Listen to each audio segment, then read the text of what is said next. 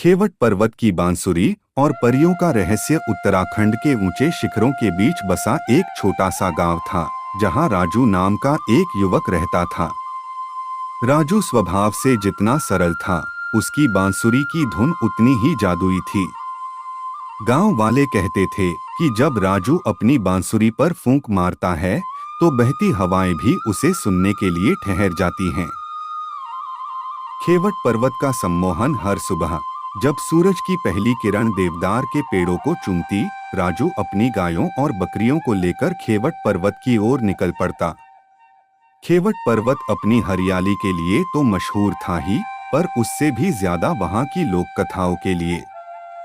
बुजुर्ग कहते थे कि उस पर्वत के शिखर पर अक्षरिया पहाड़ी परियां रहती हैं, जो इंसानी दुनिया से दूर अपने ही लोक में मगन रहती हैं। उस धुंध के बीच से मध्यम रोशनी की कुछ आकृतियां उभरती दिखीं। परियों का बुलावा। वे अक्षरियां थीं। रेशमी वस्त्र, हवा में लहराते लंबे बाल और ऐसी सुंदरता जिसकी कल्पना भी न की जा सके। उनकी आंखों में क्रोध नहीं, बल्कि एक अजीब सा सम्मोहन था। राजू ने मुस्कुराते हुए अपनी बांसुरी थामी और परियों का हाथ पकड़ लिया। देखते ही देखते वे सब बादलों के पार एक ऐसी दुनिया में चले गए जहां केवल संगीत और शांति थी। गायब हुआ चरवाहा। जब शाम ढली और गायें तो गांव लौट आईं, लेकिन राजू नहीं लौटा। गांव वालों ने मशाले लेकर खेवट पर्वत का कोना कोना छान मारा, पर राजू का कहीं पता न चला। वहां मिली तो बस उसकी बांसुरी, जो उसी पत्थर पर पड़ी थी जहां वह बैठा करता था।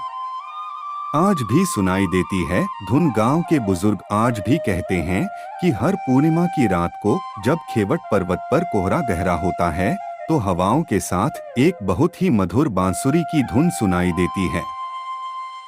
लोग कहते हैं कि राजू आज भी अक्षरियों के लोक में उनके लिए बांसुरी बजाता है, और उसकी जादुई धुन आज भी उस पर्वत की वादियों में अमर है। तब से लेकर आज तक जो भी खेवट पर्वत पर जाता है, कोई बांसुरी या अन्य कोई संगीत वाद्य नहीं बजाता। संगीत बजाने की मनाही है।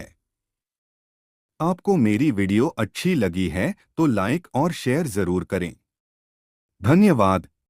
ज्ञान और कला का संगीत प्रवाहित हो।